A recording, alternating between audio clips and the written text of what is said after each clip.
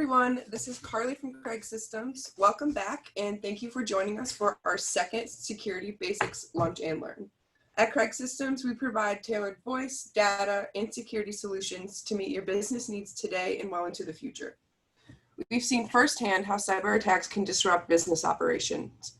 So we put together this short ongoing webinar series to educate our clients, because the more you know about digital security, the better you can protect your company, your customers, and your data. Each week we'll introduce a new topic and dive into the basics. We're joined by Shanna Utgard, Success Manager at Defendify, our strategic cybersecurity partner. So without further ado, I'll turn it over to you, Shanna.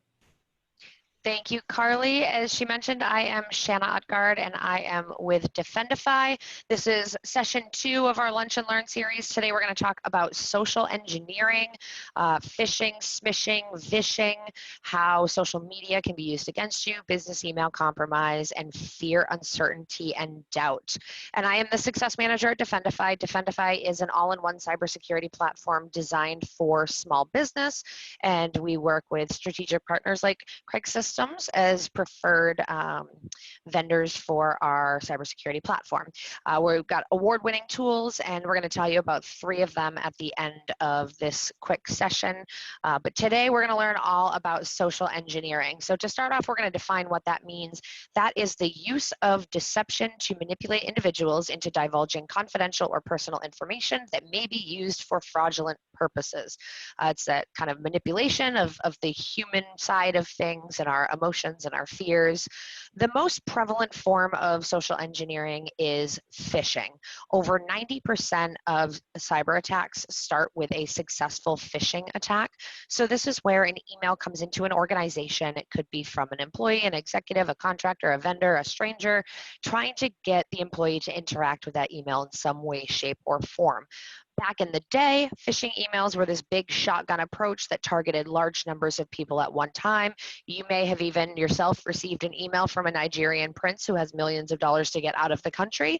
We actually do still see this quite often, but standard phishing attacks cast a very wide net, just trying to see if anybody will respond to that email. Nowadays, though, we're starting to see these phishing attacks get much more sophisticated and professional. So we're seeing them coming from your bank, saying there's a lot of suspicious activity on your email or your social media, saying that they've prevented an unauthorized sign-in. It could be a shipment notification that something's coming your way. I mean, everybody gets excited about that because who doesn't like to get a package, or you weren't expecting it, so you want to see what it is or who it's from. But these are both attack methods. So what these scammers are trying to do is get you to click on those links or open those attachments. Some of those most common phishing schemes that we see are fax notifications, Dropbox link scams, anything geared around like a service cancellation or a service interruption, whether it's your email or Netflix or some type of service. Billing problems, update your credit card information, these shipment notifications like you see on the screen, other notifications such as a notice of payment, things like that. So there's a whole science behind these phishing emails, and there's a lot of reasons why these attacks are so rampant. One of the biggest reasons is because there's so much information available about us and our organizations online. So in the first half of this little infographic here, these bad guys are the ones in the hoodie and the hat. So they're researching your company on LinkedIn. They're looking on Facebook for all of your employees. They're seeing on LinkedIn who has what position and what title. They're looking them up on Facebook and seeing what their likes and dislikes are, personal information about them.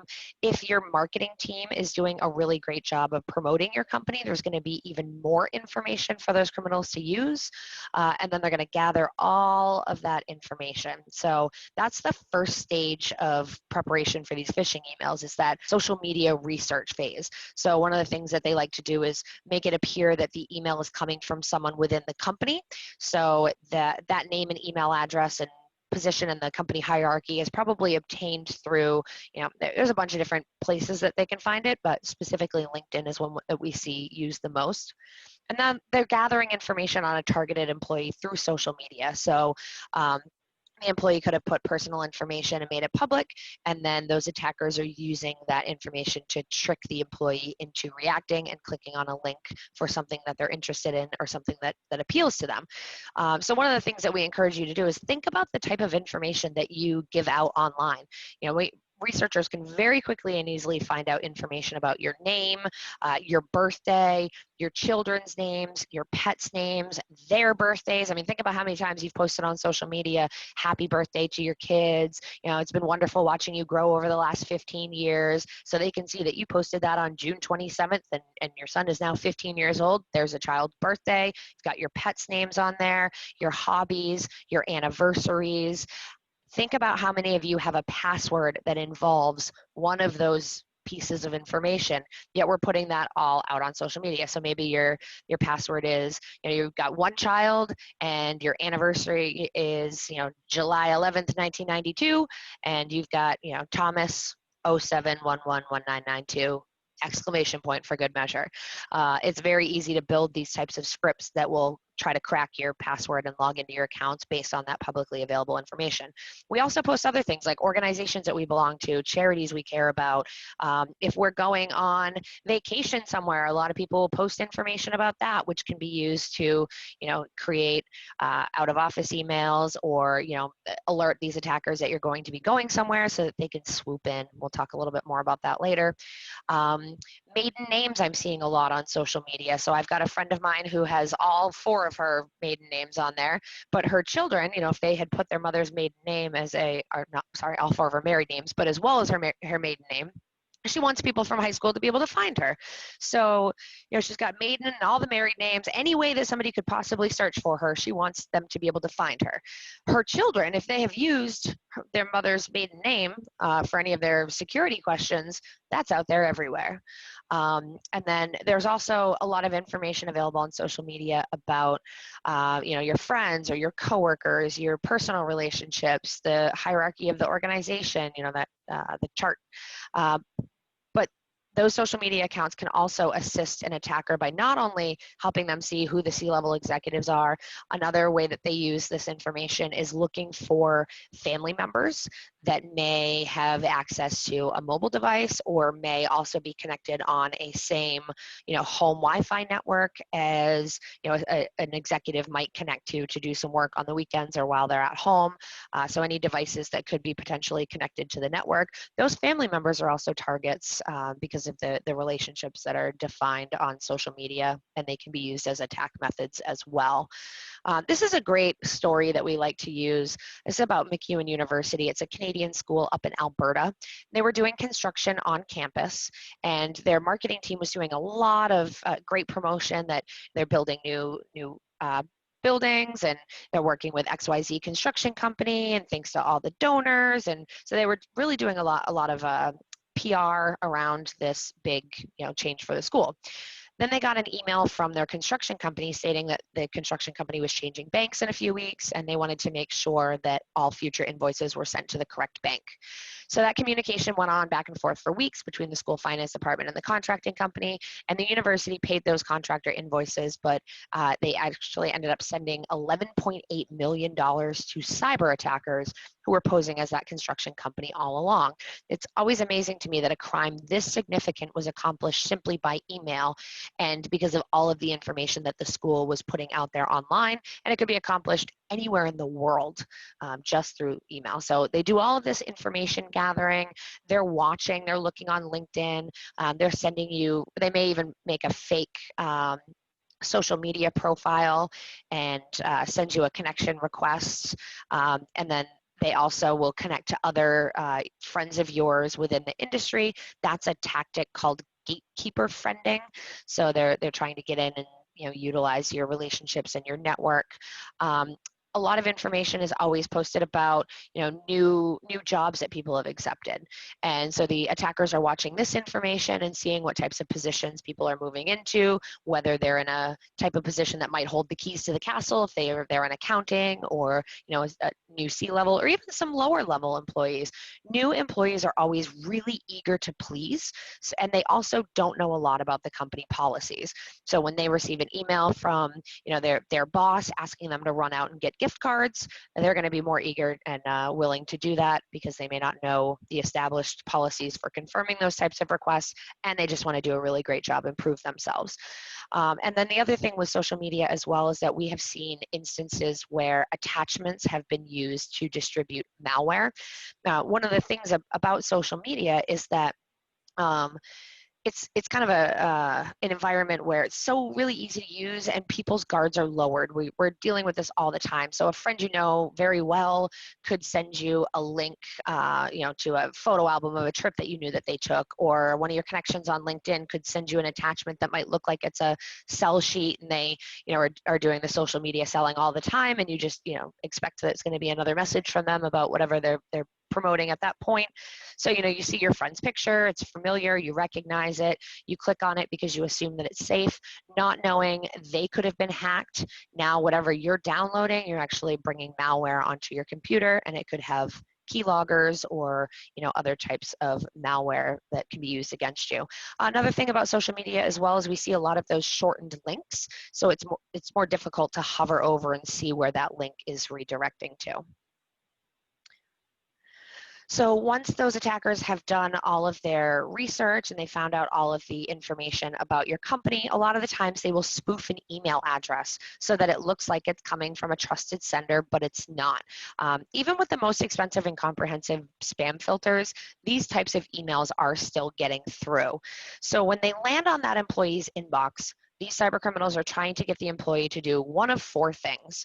The first thing is to fill out a form, which is most commonly usernames and passwords.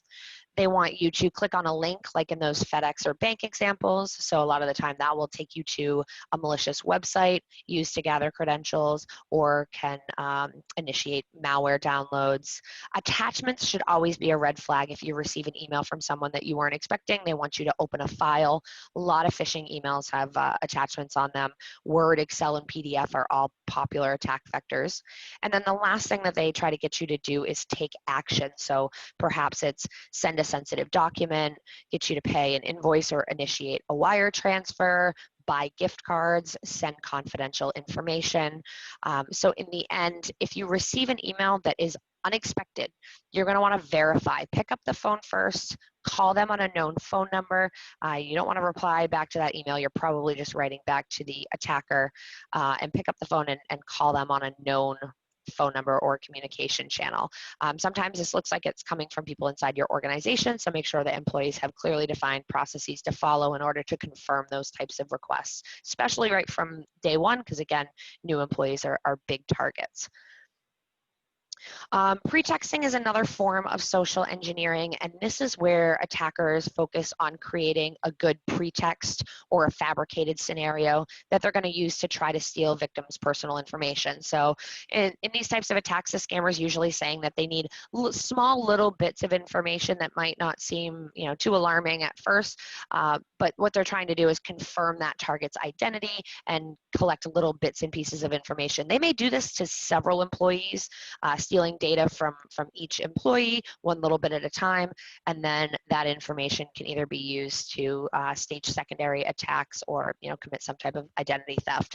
Some of the common pretexting things that we see are giving out a personal cell phone number and then switching over to SMiShing, which we'll talk about, or buying gift cards. A lot of the times these attacks, the perpetrators will pose as HR personnel, IT staff, the finance department.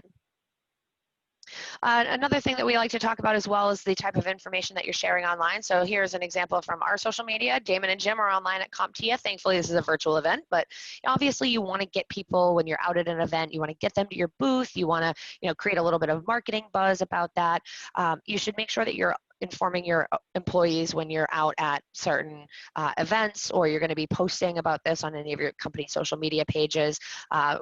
Reinforce that communication method, because the attackers will see, let's say this wasn't a virtual event, we were actually in a booth. If they see this type of information here, that they're going to be more likely to craft phishing emails that say, hey Shanna, it's Jim. Are you at your desk? I need a favor. I'm at ChannelCon right now and I'm running out of gift cards really quickly and I need you to run out and buy some more for me. So this type of information, what you're sharing, could potentially be used against you.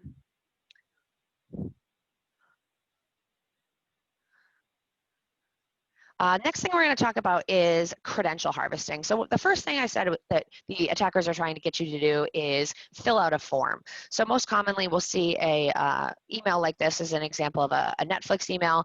Update your account to get back to watching Netflix. There's a link there to update the information. There's a problem with billing. When you click on that link, what it's going to do is take you to, or here's another example of a password reset here for Netflix, to common phishing scams. And this is more like the Nigerian prince than it is a spear phishing email, because nowadays, especially during the pandemic, most people have streaming services, so they know they can blast out these emails to a large number of people, and the chances of you having Netflix are pretty high.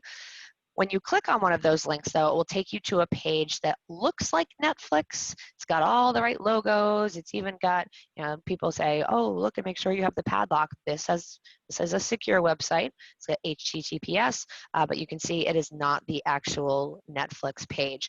So when you go in here and put your full name in there, your credit card number, your expiration date, and a security question for good measure, it's going to copy all of those credentials, and then those attackers are going to move on to the more valuable sites outside of Netflix and try to use your same username and password combination. Another thing that they're trying to get you to do is open those attachments. So here are a few examples of some attack methods using attachments. We're seeing a big increase in these types of resume emails and any type of HR related attachments. So, you think you have a job applicant, make sure that people are applying only through your website and that you are not opening attachments or resumes that come in through email. Another example we're seeing a lot is the voicemail message. So if you have a VoIP phone system that delivers voicemails through email, this is a common attack where as soon as you open up that voicemail message, it's going to deliver some malware to you. The ones that I love the most are the very vague blank ones. So you'll get, a payment report or an invoice, and there's no context in the email. It's just, your requested information or your invoice, and then people's curiosity naturally takes over, and then they open the attachment and are delivered malware. Another example here as well is with macros. So this should always be a warning. Any attachment that is asking you to enable those macros, do not click on that. So a lot of these phishing emails lead to what is called a business email compromise. So I'll give you we'll talk about each of these different types of business email compromise, but I'm going to give you a little scenario here of how this goes down. So the attacker is doing some very careful spear phishing research, and this attacker knows that the company CEO is out traveling. So an email is sent to a company employee that looks like it came from that CEO.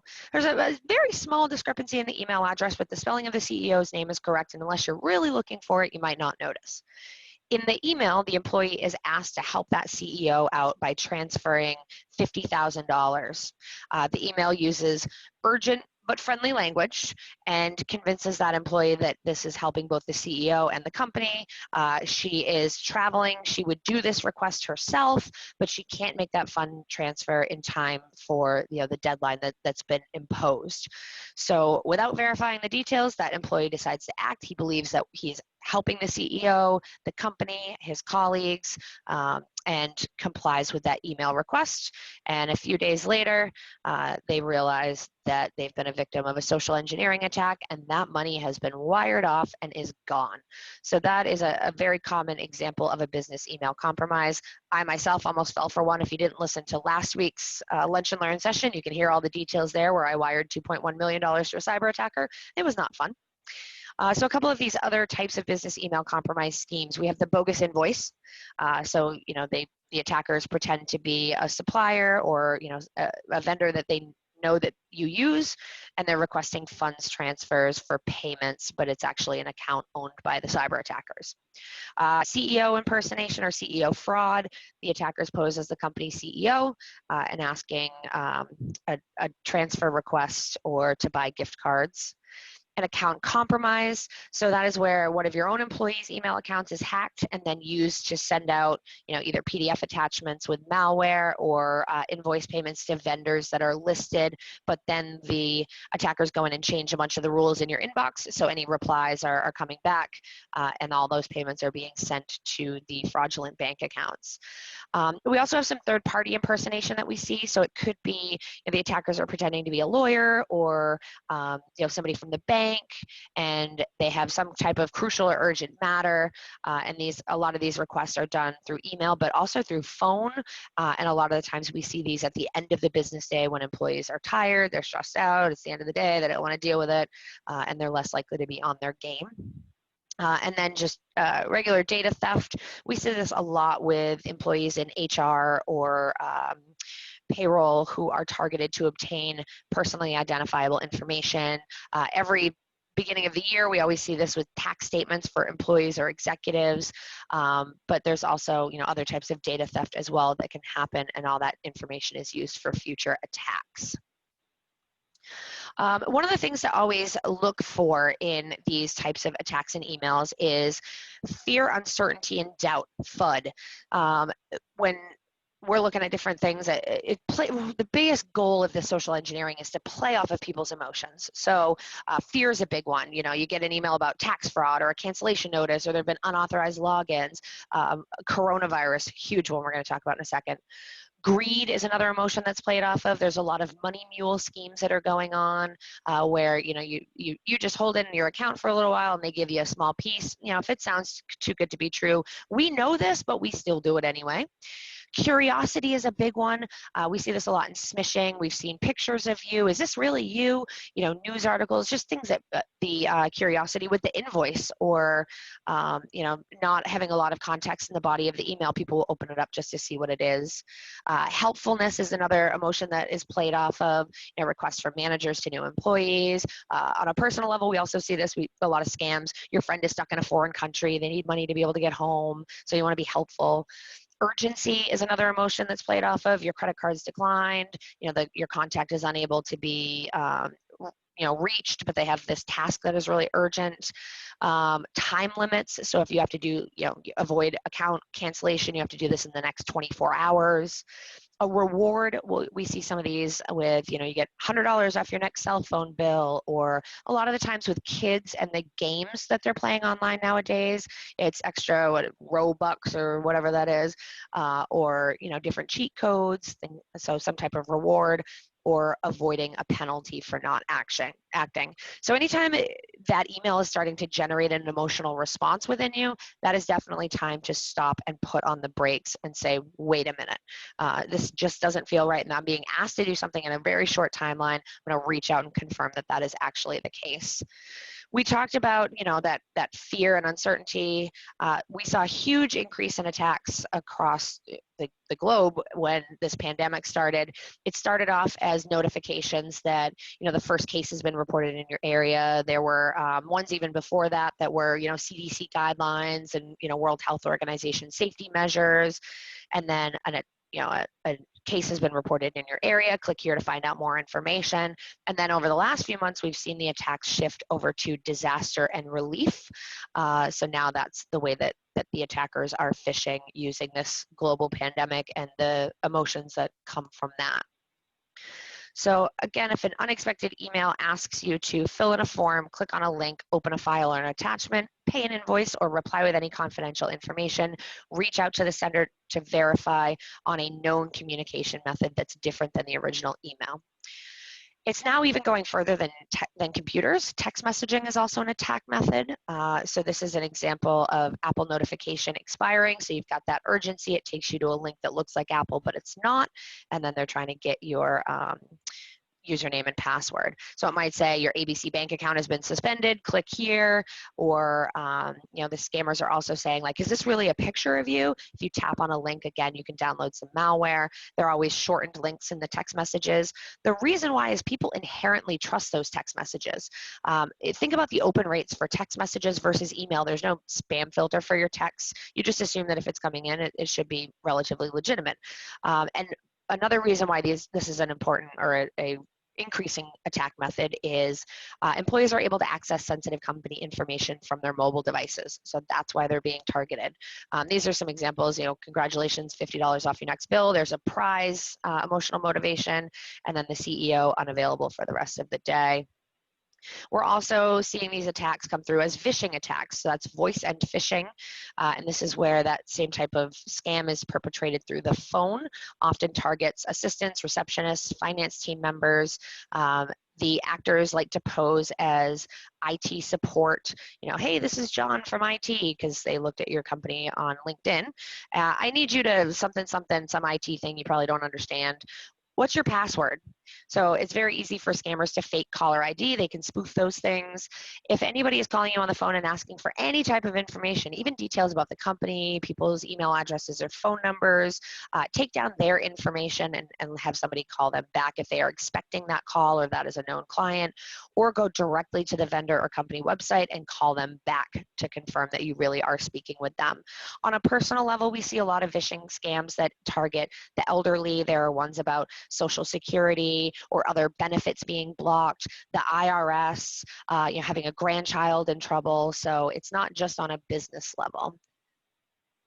And then the last thing we want to touch on really quickly here on social engineering is USB drives. There was a study done where they laid 300 USB drives all over the University of Illinois campus. More than half of them were picked up and plugged into the computer. I've seen a lot of experiments about this. Sometimes if you put payroll on a thumb drive and place it somewhere, people's natural curiosity takes over. Some people say, I'm trying to return them, but people want to see what's on these types of things.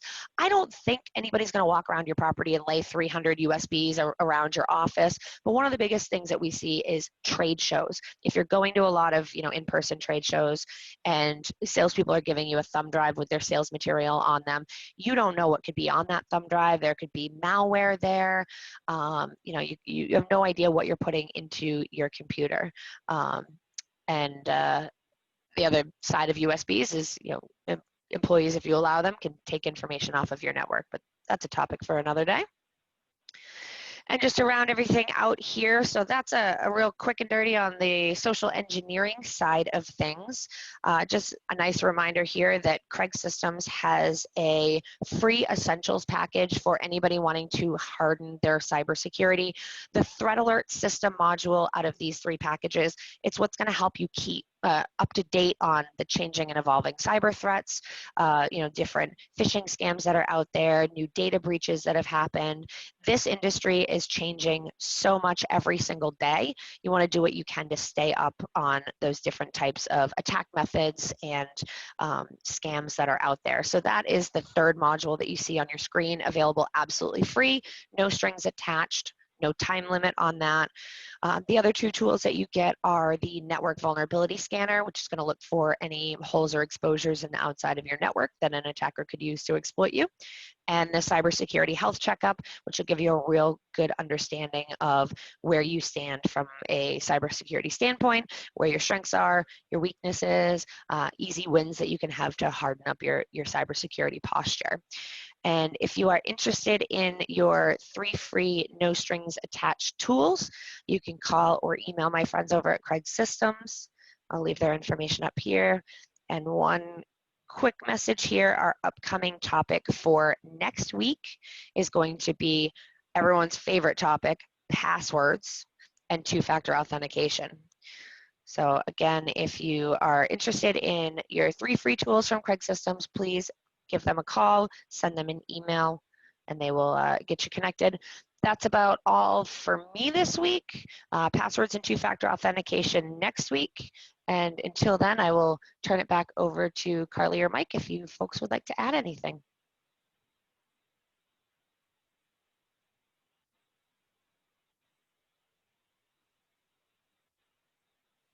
All right, everyone, thank you. Have a great day.